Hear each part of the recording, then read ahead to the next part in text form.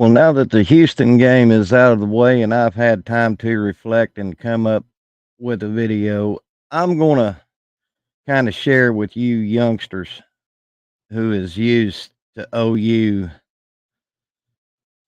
race to 50 and no defense, but now that the defense is back, you're kind of getting off on the deep end and getting nervous about the score against Houston being 16-12 last week. I get it. There was a lot to be taken away from that game. There was a lot of mishaps, miscues. I mean, we can go down the list. So what I'm going to do today is I'm going to show you or tell you about some games in my younger Sooner days that was kind of a resemblance of Saturday's game and how nervous I was, but we still pulled out the dub, and but it was still nerve-wracking nonetheless. But before we do that, thank you for hopping on and tuning in to Sooner Legends podcast. I'm your host, Mike the Legend, and if you don't mind, jump down and hit that red subscriber button. Turn on your post notification bells. That way you won't miss any content I will be dropping. And if you are on a computer or a laptop, not a cell phone, if you notice down in the bottom right hand corner, there's a YouTube subscribe button. You don't have to leave the video. You can hover your little mouse over that and you can subscribe directly from there. And boom, you're part of the SLP family. Could I get you to give me a like? And also, could you comment on the video? Little things like that helps push the algorithm of YouTube, and for small content creators such as myself, it means the world. And could you share the video because sharing is caring? Well, like I said, there's still some Sooner fans that are still in their feels about Saturday. Don't blame you. I mean, this ain't Oklahoma football, guys. That game, but we don't need to be calling for any heads right now. We need to let cooler heads prevail. And Brent Venables is going to get it right. And we're going to get it right. We're going to have to. Either we do or we don't. Plain and simple. But I'm going to say we're going to get it right. We just need to get we need to pull our heads out of our 3 points of contact and quit stepping on our Richards and get in there and play some damn ball. I'll admit that. But I'm gonna take y'all on a trip down my memory lane as a young Sooner under head coach and give you some games that kind of resemble this one that was played Saturday. Okay, and I'm just going to give you the scores. I'm not going to give you any breakdown stats of the game, but I will give you the year, the team, the score, and how the legend felt in that game. So let me pull it up here. I can't pull nothing up on my laptop or it'll slow the program down. Now the first year we're going to go to 1973, Barry Switzer's first year. Barry Switzer took over the Oklahoma Sooners that year. That's the year we went on probation due to 2 recruiting violations to Coach Bill Michael. That year, we didn't get the TV ban, but we got the bowl ban. And then in 74 and 75, we got the TV ban. Little thing right there to tell you. Okay, the game. Our third game of the week. And we played at Norman. It was played October 6th. A then unknown team came to Norman and gave us a scared home because the week previous we tied USC at the Coliseum. That next week, Miami, yes, the Miami Hurricanes came into town. The final score was 24-20. Now on that 73 team, we had all three of the Selmans. Lucius hadn't graduated yet. We had little Joe Washington. We had Steve Davis, Tinker Owens, uh, Bill Dalkey, Randy Hughes. We had the whole lot. Rod Show came in, won 24. We won. We escaped 24-20, 4 points, and we won by 4 points against Houston. Now, what I will tell you this in that game, I remember it. Now, I'm not, like I said, I'm not going to go through stats. I'm not going to go through that or break the game down. I'm just going to tell you. Let's see, 73. When that game was played, I had already turned 8 years old. Yeah, I'd already turned 8. And toys were being thrown. I was that mad as an 8-year-old. Made me mad. I was like, and dad told me to calm down. But even as an 8-year-old, I'm thinking, we got this kind of coach to coach us. This is Oklahoma. And I'd already heard stories from dad growing up about Bud Wilkinson. Because dad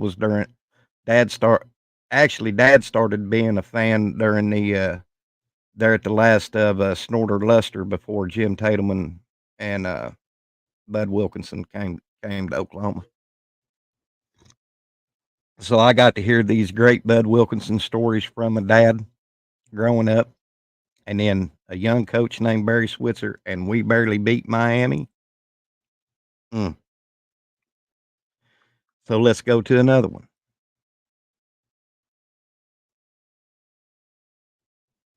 Uh,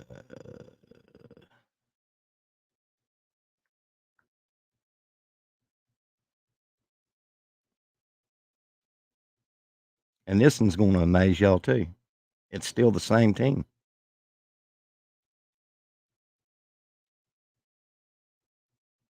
September 26th.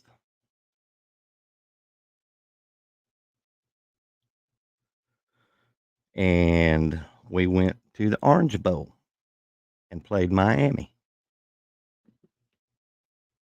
Now, we still this this was the year that we won back-to-back national championships. We won the national championship the previous year in 74, and we was on our way to win the national championship that year in 75.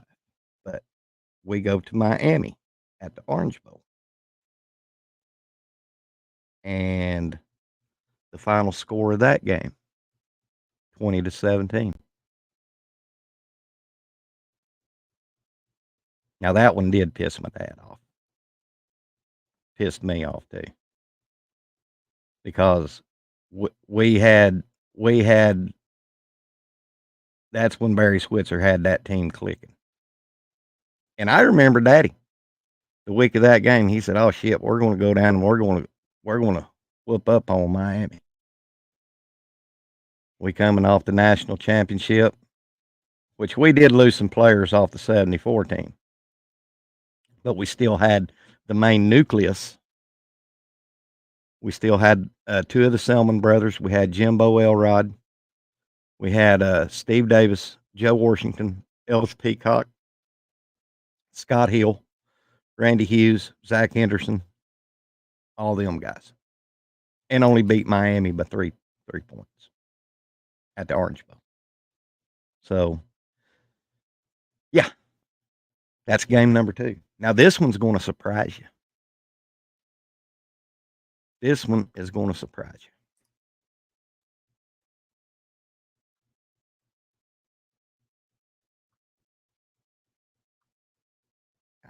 Wrong one.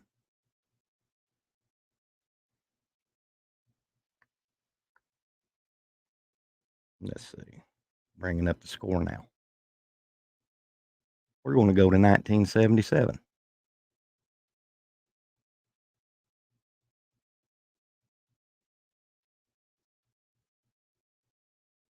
Our opening game on my birthday. Vanderbilt.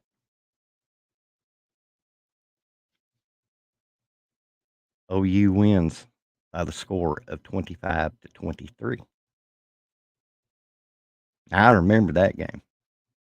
I remember all three games that I mentioned, but this one, another game which we didn't win a national championship there that year. We didn't win a national championship again until the '85 season, but won the Big Eight. But anyway, Vanderbilt come in unranked, and it was a dogfight from start to finish, and only won by 2. So, you newer Sooner fans, I get where you're coming from in this game against Houston. We're supposed to be balanced. We're supposed to be doing this, blah, blah, blah. But I feel your pain because I witnessed 3 games in my young OU fandom that had me feeling like you guys. But only second game of the season, guys. Come on now. Come on. This is OU. I've been telling everybody that expect the unexpected. We have some weird games that comes down through the years with this ball club. I just gave you 3 examples. And it could get weirder this year. But just relish in the fact that we got a defense that can keep us in the game and possibly win it. Now, we shouldn't have never had to win it against Houston, but we never should have had to rely on our defense against the 2 games in Miami, and sure as hell not Vanderbilt. But we did. So, guys, just cool your jets, calm down. It's happened it's happened in my fandom, in my years of watching Oklahoma. So, just don't make it. We're playing Tulane this Saturday. I'm not ready to bet the house on it or anything like that, but I'm almost guarantee you that Oklahoma will come out and make a better showing against Tulane than we did against Houston. Now, and there's another thing, guys. Y'all got to remember who Houston's head coach is. Willie Fritz. He coached Tulane. He had Tulane rolling, guys. And Willie Fritz,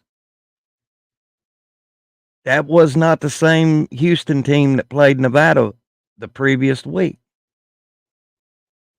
Willie Fritz made adjustments. He said, "This ain't going." Now Oklahoma. Now we can say that Oklahoma needed to make adjustments, but guys, go back and look at Willie Fritz in his career as a head coach.